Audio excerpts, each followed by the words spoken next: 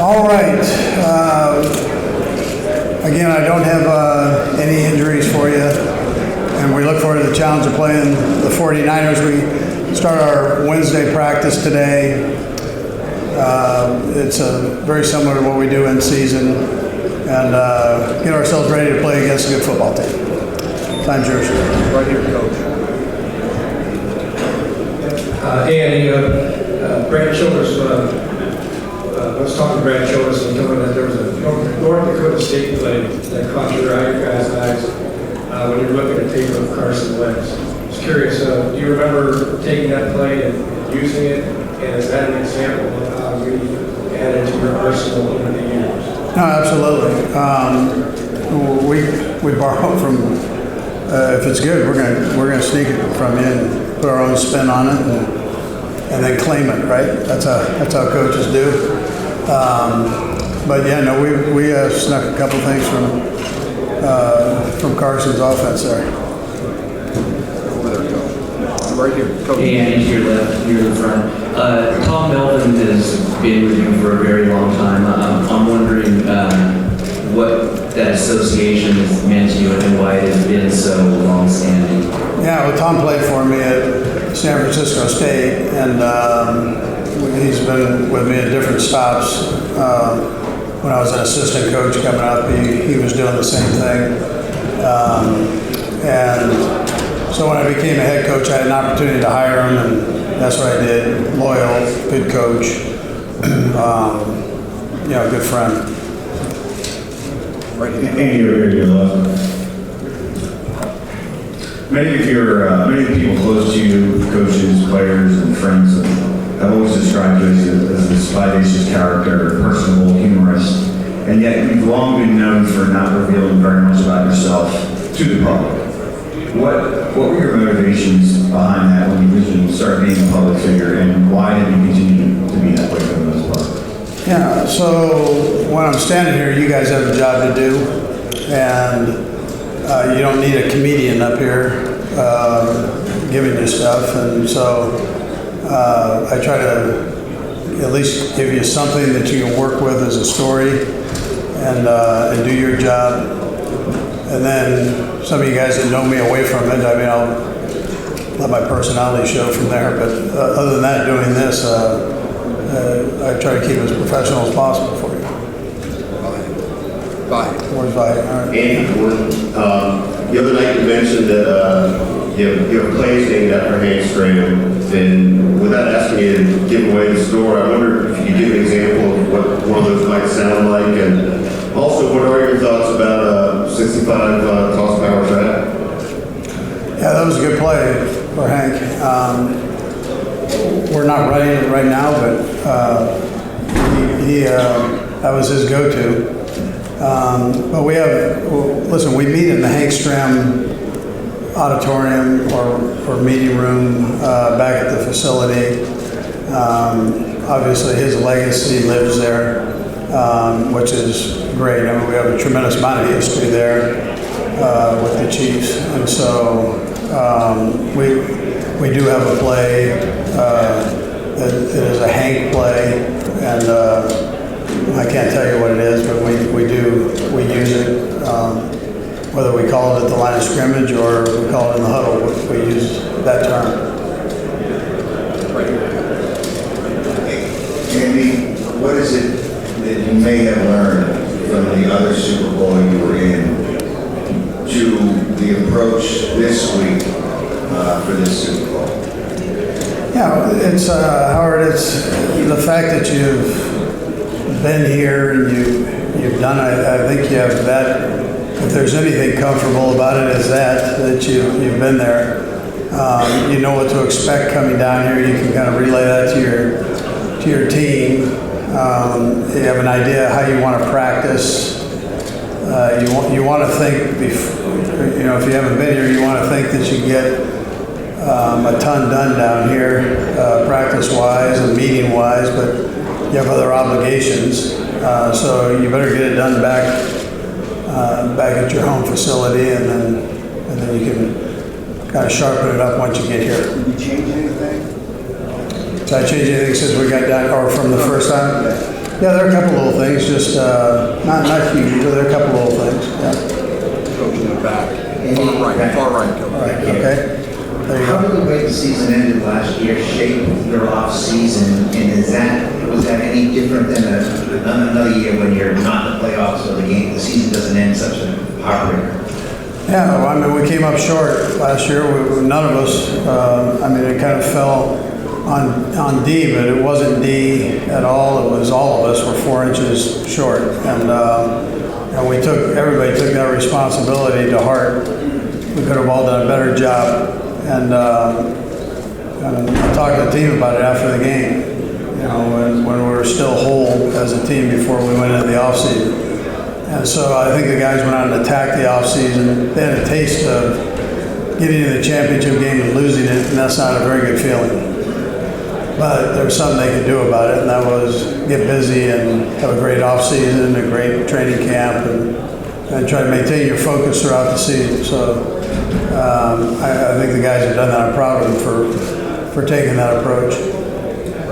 And you've got such a tremendous taste in quarterbacks. What is it that you look for in terms of not just Patrick Mahomes, but even your Eagles history? What are you looking for when you're trying to identify a quarterback that you believe can be a restaurant? Yeah, I mean, in its simplest form, that they can play the game, number one. Number two, that they're a leader of men or of people. And in our case, because the guys are playing, that they can lead those guys and make everybody around them better. And the great ones do that with your whole organization and make everybody a little bit better. So you try to find out what kind of leadership ability the player has before you bring them in, and if they have those qualities. Right here.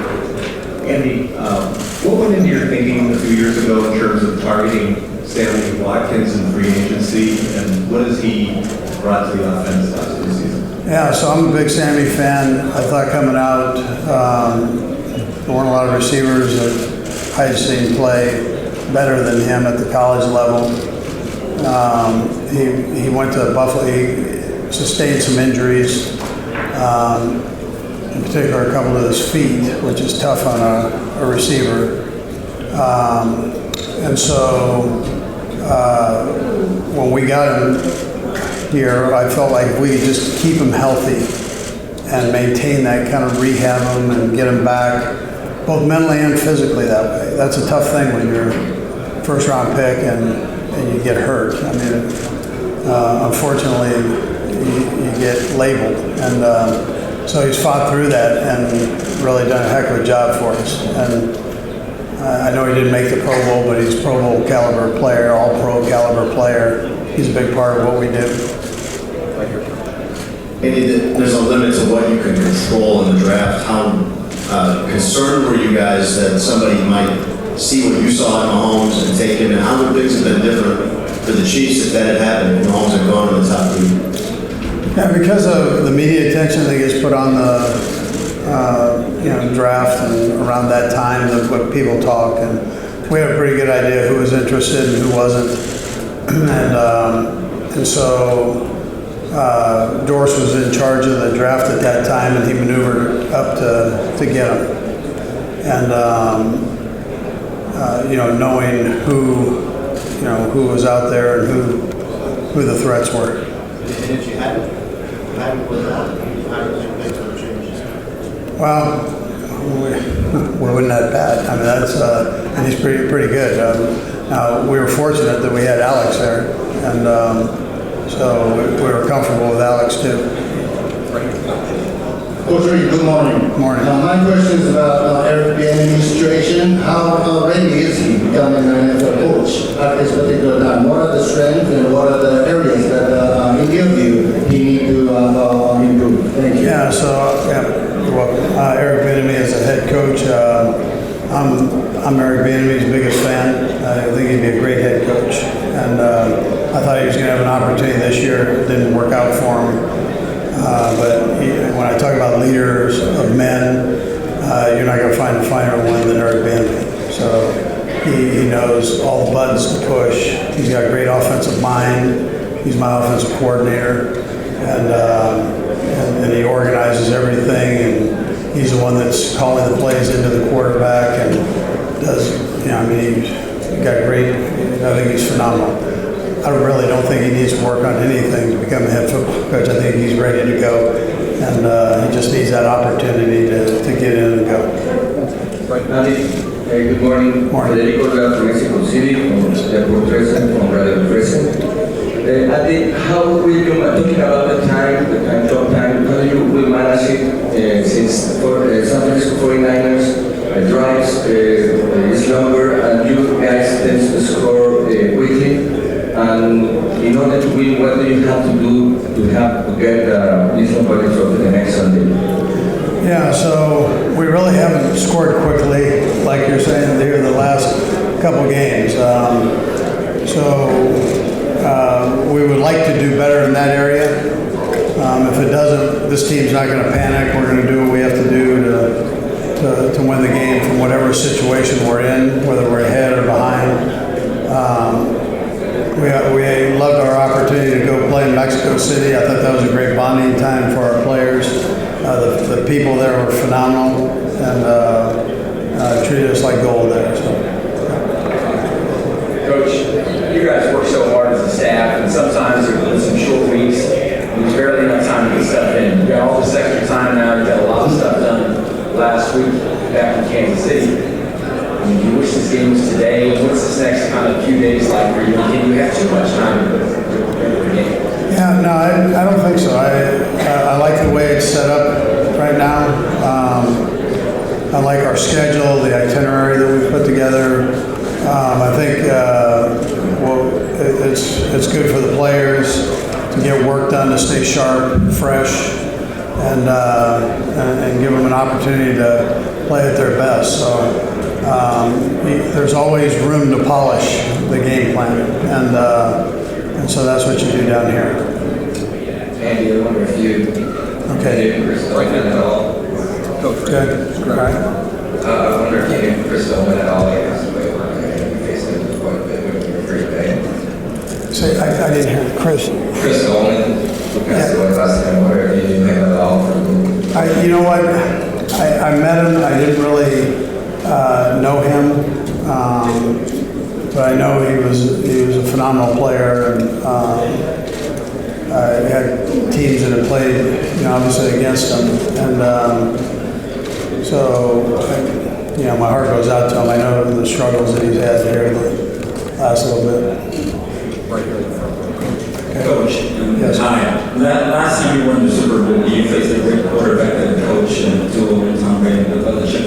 Does it give you any sense of tranquility knowing that you and Patrick Mahomes maybe are that next great quarterback and coach with the NFL? Yeah, it's about the only thing I'm young at right now. So we're young into that relationship. He's young in age, so we've only been doing it here together for a couple of years. Where Bill and Tom have been doing it for forever. They've proven to be what they are. So both Hall of Famers and future Hall of Famers.